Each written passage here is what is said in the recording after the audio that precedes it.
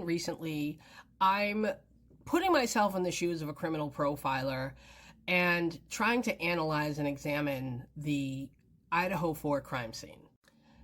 Now, there's one thing that sticks out above everything else, and it's really been the thing that's been most discussed since the investigation started. And that is, why did he leave 2 survivors? Because that one data point has sort of spawned a lot of different hypotheses regarding who may have actually committed this crime. There's a lot of reasons why the suspect or a suspect in this kind of scenario might leave survivors. It's possible he didn't know that there were other people in the house. Something could have spooked him and he made a decision to leave. He left them intentionally in order to psychologically terrorize them. Or he left them alive because they were never his targets. I've made it known that I don't believe that the surviving roommates had anything to do with this. But as I've been sort of revisiting the crime scene and looking at it from this perspective, something jumped out at me that I think indicates that the surviving roommates had no connection with the suspect, or at the very least were not aware of what was going on or what was about to happen. We know from the PCA that a dog was heard barking at 4:17 a.m.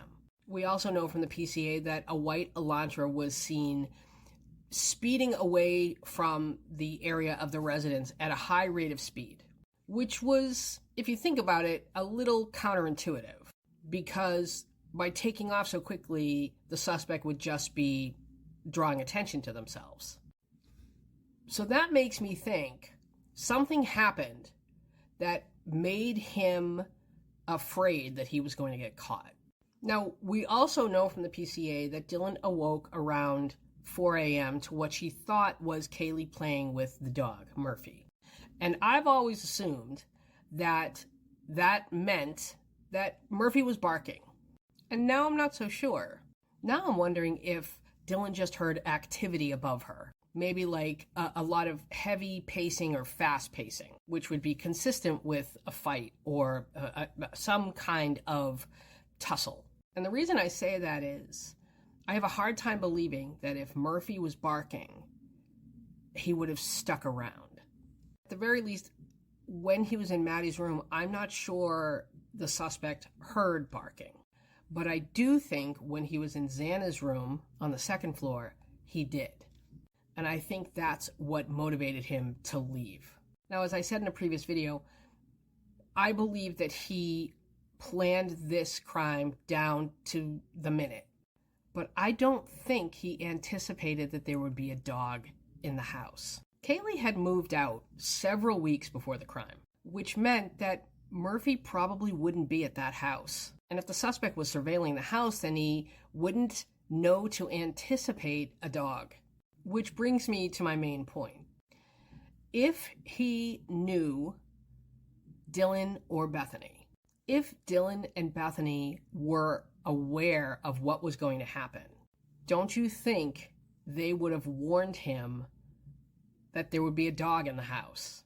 Now, let's say the suspect was friends with Dylan or Bethany. Don't you think, as friends of one of or both of them, they would know that a dog lived in that house? I don't think the suspect anticipated a dog. The search warrants and the crime scene itself says that this was a well thought out, sort of planned in advance crime. Don't you think that the suspect would have planned for a dog to be there?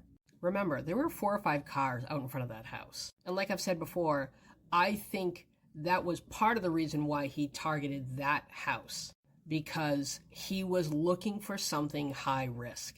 If he had been stalking or following any of the victims on social media, and that includes Kaylee, she posted her dog.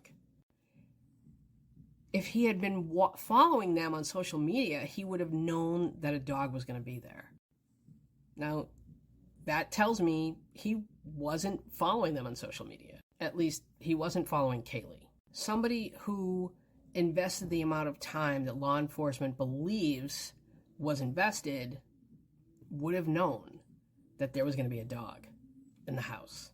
There's no way that Dylan or Bethany, specifically Dylan, wouldn't have alerted whoever the suspect was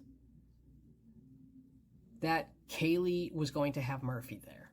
Because Dylan or Bethany would have given the suspect a complete rundown of what to expect. And I know that there are people just determined to implicate Dylan in this crime.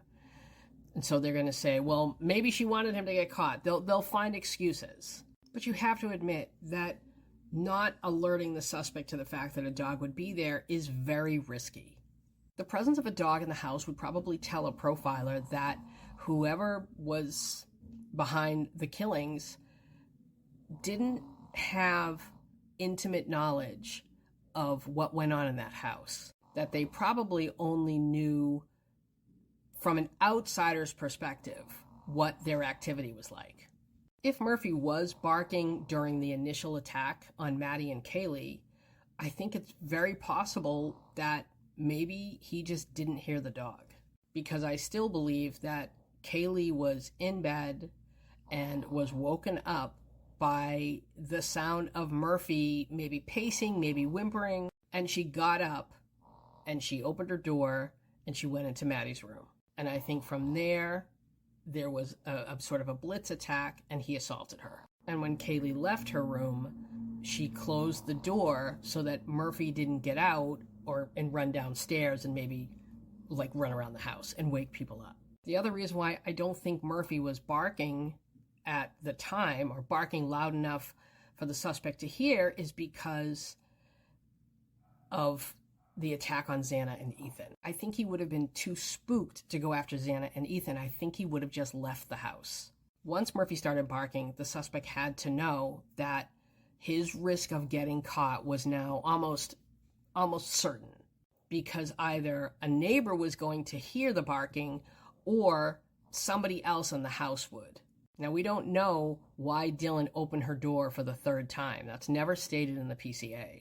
And now I'm starting to think it was because Murphy was barking. I think she probably sent multiple texts to the roommates, to like sort of the group chat. And the only person responding was Bethany.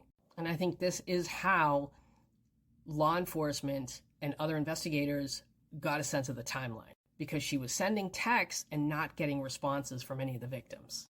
As always, though, I want to hear what you think, so leave your thoughts in the comments.